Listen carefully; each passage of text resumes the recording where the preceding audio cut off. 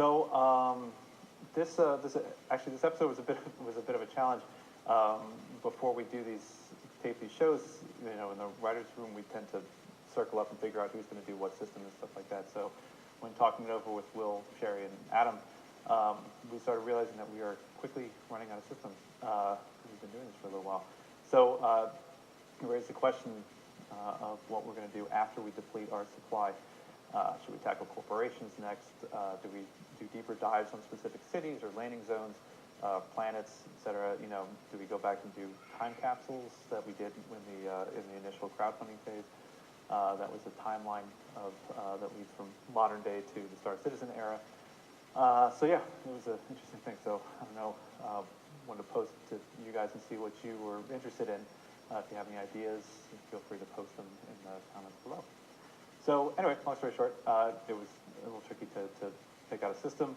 I had done a couple, but I ended up going with the Hadrian system.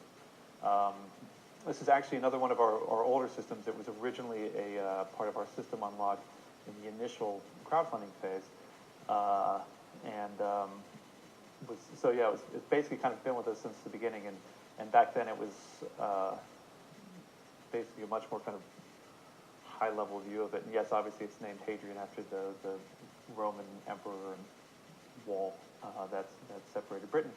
And it was named that because it was basically, its original position was, it was going to be the sort of border system between human and Xi'an during a sort of Cold War-esque tension thing, but we'll get to that in a minute. So let's jump right in and get the astrographic stuff out of the way. So let's go to our trusty star map here. And as always, we're going to start off on Earth just to give you a sense of kind of where the system lines up basically with in the galaxy. So let's zoom out, and turn on jump points. And I'm going to go to 2D because it's easier to navigate. So Sol system over here, so Earth. And just to call it out, you have Terra over here. Hadrian system is right here. And so the important thing, again, obviously, is the fact that it's kind of close to all of these systems, which are Xi'an control systems. It's also got a lot of jump points connected to it, which is kind of fun too. It is directly connected to Castra and Keel, which is kind of important because that basically, and actually Baker too, kind of form the wall that the name of the system is sort of referring to. Now, the eagle-eyed people in our crowd might notice, well, the systems that are connected to Hadrian, Gurzel, and Oya up here are technically blue. They're UEE ones, which is true, but they weren't always that way. These systems, along with Tohil, Horus, Pallas, Hader, Indra, and there we go, Virtus over here were actually part of what was known as the Peri line. And so, but we'll get back to that and go into it. So, getting into the system itself with Hadrian, we'll kind of start to zoom in on this. Hadrian actually wasn't the original name of the system. It was actually named Nivellen, which is named the founder of the company who originally discovered the system from Pyro. Interestingly enough, that was where the first jump point was discovered. And they ended up selling it because the company was actually kind of broke and needed the money.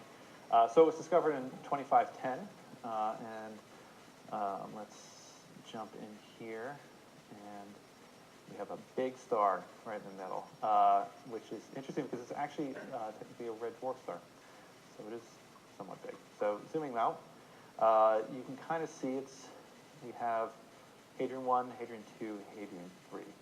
Now the interesting thing actually, aside from the sort of red dwarf, is that Hadrian 1 and Hadrian 2 are actually gas giants. That's kind of, weirdly enough, and also kind of in what's now, I guess, the big green zone of the star.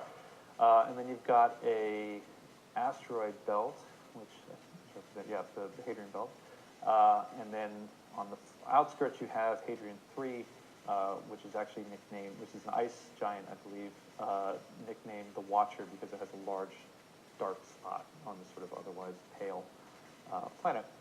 And yeah, so you got two gas giants and an ice giant. So at the time, you know, the UNE couldn't really do much with this. There's not a lot to terraform here. So there wasn't a lot going on for Nivelin's system as far as like sending inhabitants and stuff like that. But there was an asteroid field and planets and stuff, so there's opportunities for resources. So they kind of opened it up for resource harvesting, in particular the asteroid belt. So again, it was discovered in 2510. So flash forward a bit, and we're actually going to zoom out here because in 2530, humanity discovered the Xi'an. And discovered is an interesting way of putting it. To give some context, basically, at that time, humanity was sort of in the thrall of a massive expansion thing. So there was the idea is like jump drives were becoming more accessible, so more people were kind of in space and able to sort of start scanning for jump points, and terraforming tech was starting to be refined. So basically, there was this huge push and just influx of people just getting out there and trying to kind of discover new systems and new resources and stuff like that. So, you know, kind of unsurprisingly, this led to a lot of greed and kind of questionable behavior. And so anyway, so when Oya's system was discovered, a small terraforming outfit basically like blazed into the system, sort of desperately trying to stake a claim, and started to set up their terraforming machines on a planet, and didn't really check to see if the planet was actually uninhabited. And it turned out it wasn't. So, hi, Xi'an, that's how we met.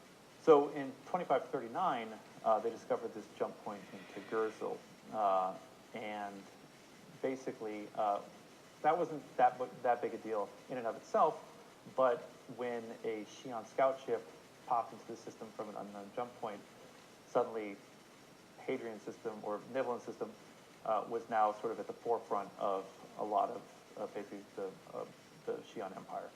So the UPE sealed it off from civilian use, and the military moved in. Now, again, bear in mind, that right now the tensions with them were high, but it was not war yet. But at the same time, they were just trying to play it safe and stuff like that. And, you know, they had still a couple of years before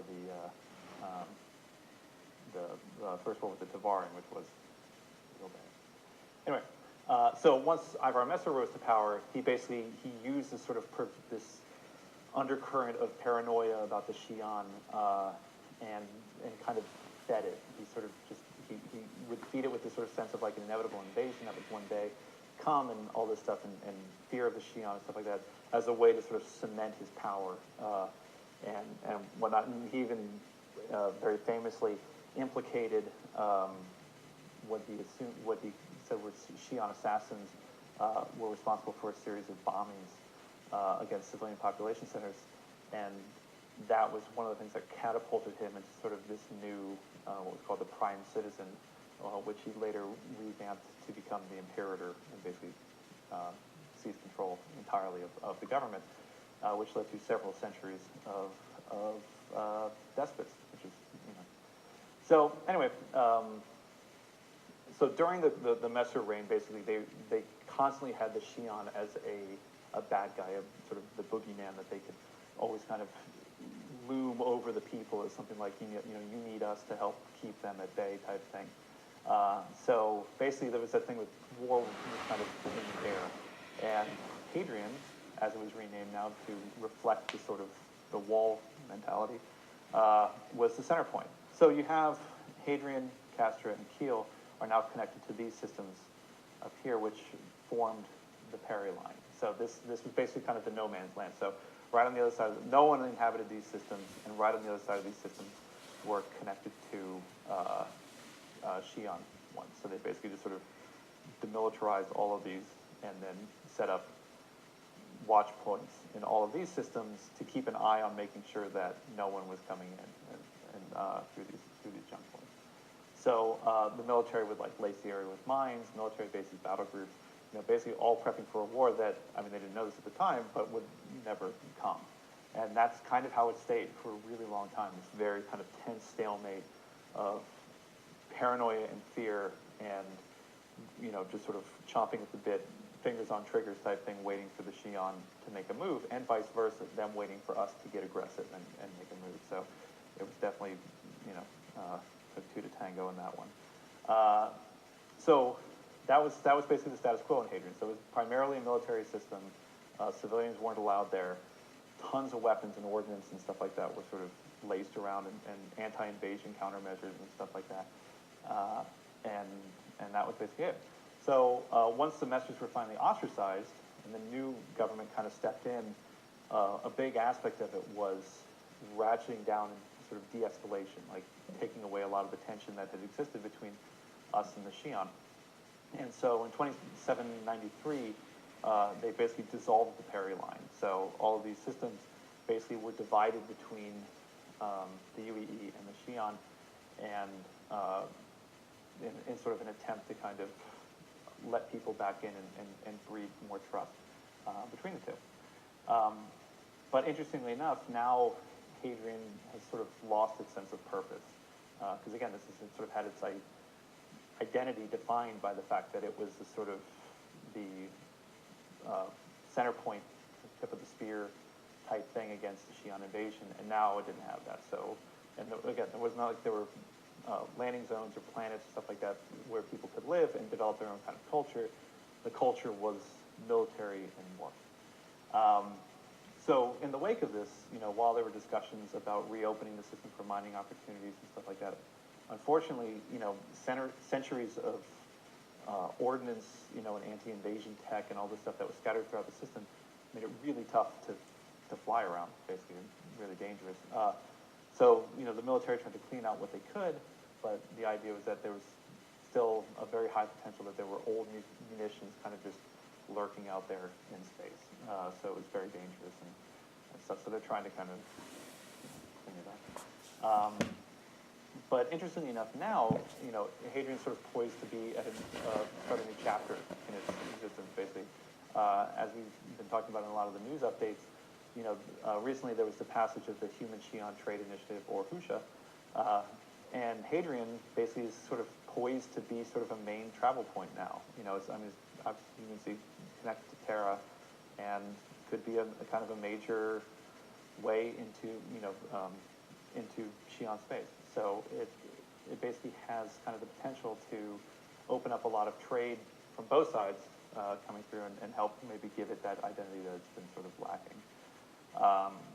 So that's basically Hadrian historically. Now, as far as the sort of character and flavor for the system itself, for me, one of the things that was sort of appealing about them as a system was having this idea of sort of being haunted by the specter of war. We sort of allude to that in a couple other ones. Hades, for example, is sort of the relics of this sort of ancient battle. It's that sort of ancient battlefield thing where it's just like, we don't know exactly what happened, but whatever lived there is dead, and we can see the effects of that devastating war. But Hadrian was different, because Hadrian is basically sort of war unfulfilled. And there was something just kind of fun about that concept, like it was there, it was poised to fight, but it never actually did, and then it had to kind of ratchet itself down. So, you have the system that was cultivated for war, and now forced to kind of figure out who it is, and which is actually something it kind of shares with Castra, that was also going through a similar kind of identity crisis. But at the same time, Castra, has planet-side locations and stuff like that, and they've started to build their own culture, but Hadrian doesn't have that to fall back on, so it'll be kind of interesting to see sort of how they handle it. So that was just sort of what was sort of the fun challenge with it. So yeah, that's basically Hadrian in a nutshell, and that'll do it for this episode of Lore Maker's Guide to the Galaxy. As always, I urge everybody to check out the star map on our site, because it can give you fun additional tidbits about all the planets and systems and stars and kind of points of interest that you can find in the universe. If you're interested in reading more about Hadrian itself, subscribers can go back and read a galactic guide we did about it in the April 2017 issue of Jump Point. So you can read that there. I think Will wrote it. It's very, very cool. And speaking of subscribers, I'd just like to thank all of you for your additional support that help us make content like this, and APD and Bug Smashers and Happy Hour and all that good stuff. And of course, a big, huge thank you to all of our backers who have helped us build this incredible thing that we're building. So yeah, I'm Dave Haddock, and I'll see you next time. Thank you for watching. So if you want to keep up with the latest and greatest in the Star Citizen and Squadron 42's development, This is please Chris follow our Roberts. social media channels. See you soon. I don't know if it's American or English. He could sound a little bit English.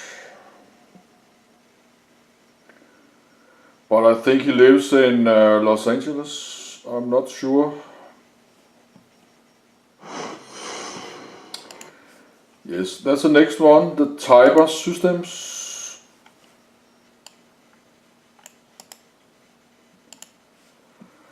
And have about 1 hour left on the memory cards.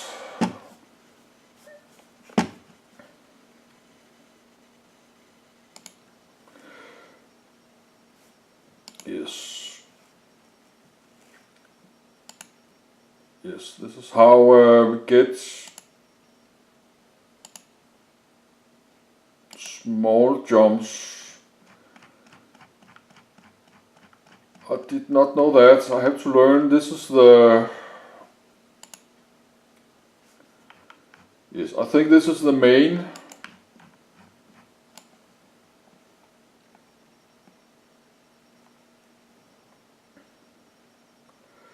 But there should be 2D.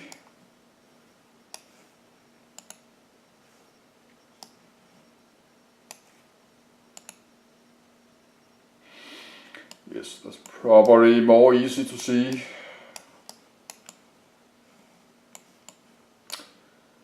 The 2D.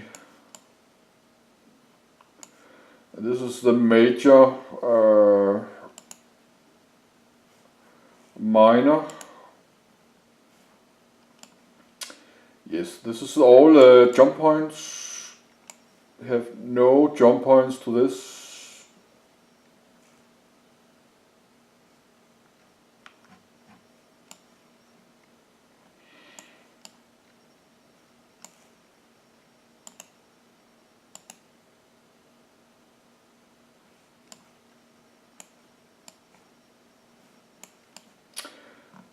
Yes, we have 3 more. Have no jump points, so I don't know how we get out there. There's no jump gates.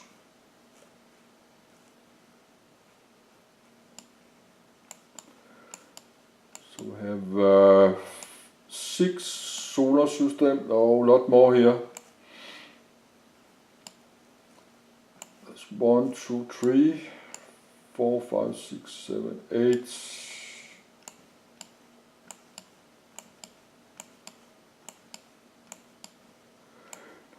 Yes, we have 11 solars, 11 star systems with no jump gates.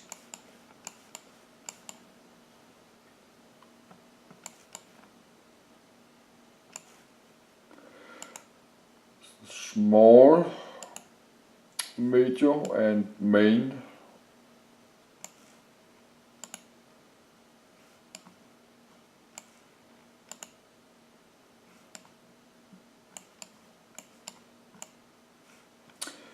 Yes, let's do a search.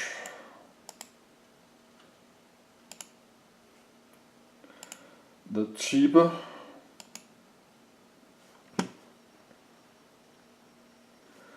Yes, this is a military.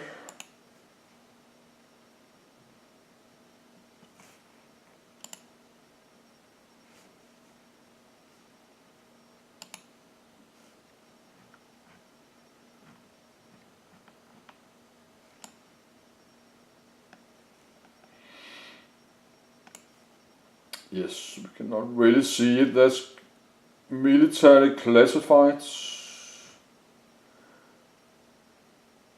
This is maybe why we cannot really see it, what it is.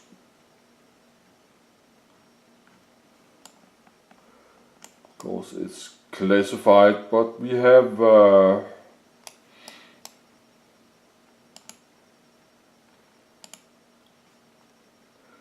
terrestrial rocky, terrestrial planets with a thick layer of carbon dioxide that makes it barely breathable for humans, though technical habitants, the world's atmosphere and hot make this. Somebody lives there. I don't know why it is so blurry. That's maybe my computer, I don't know. Could be that.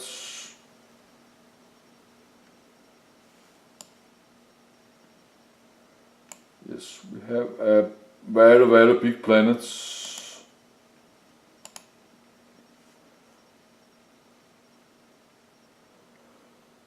No, where this arid desert world is covered in blood red copper dust and the shattered debris of countless ships.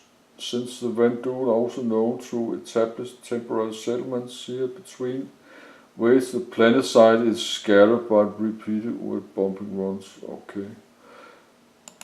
That sounds not in a good place, but that's a very, very big planet. We have something here.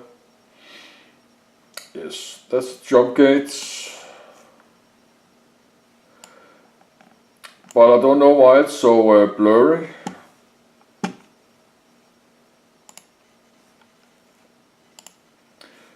But I think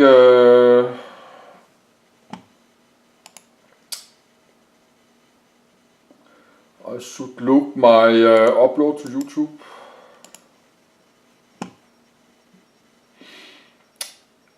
Is 9:30 and I don't think King Kongor is live streaming tonight, but I just keep it open half an hour more. But short commercial break.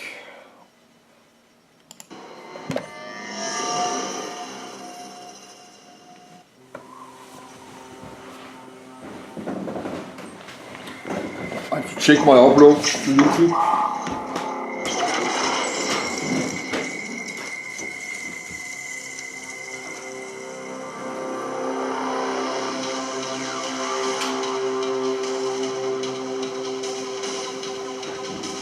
Yes, my upload is running.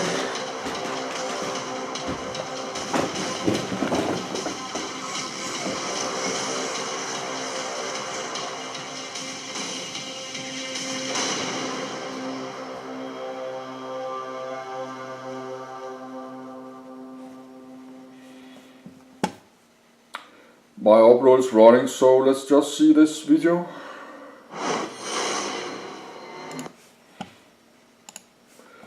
But I think we better close this.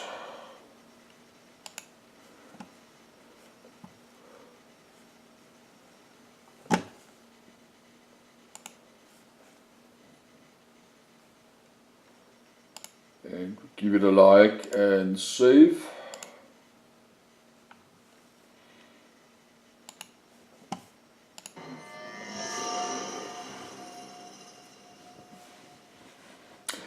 I have 1 hour left on my memory cards.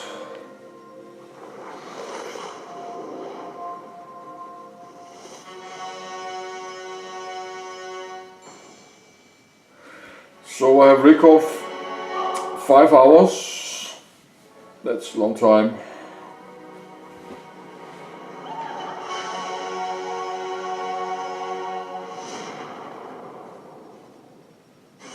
Hi, and welcome to another edition of Lore Maker's Guide to the Galaxy. I'm your host for today, senior writer Will Weisbaum, and thank you so much for joining us once again, and thank you to the subscribers who make this show possible and all our shows. We are going to dive once again into the fantastic lore behind some of the star systems that you will be visiting in Star Citizen. Today we are looking at Tiber. Now, it is often referred to as the grinder. The Van Duel call it Corathen, but all you really need to know, the high-level summary, can be summed up with the travel warning, which says, do not under any circumstances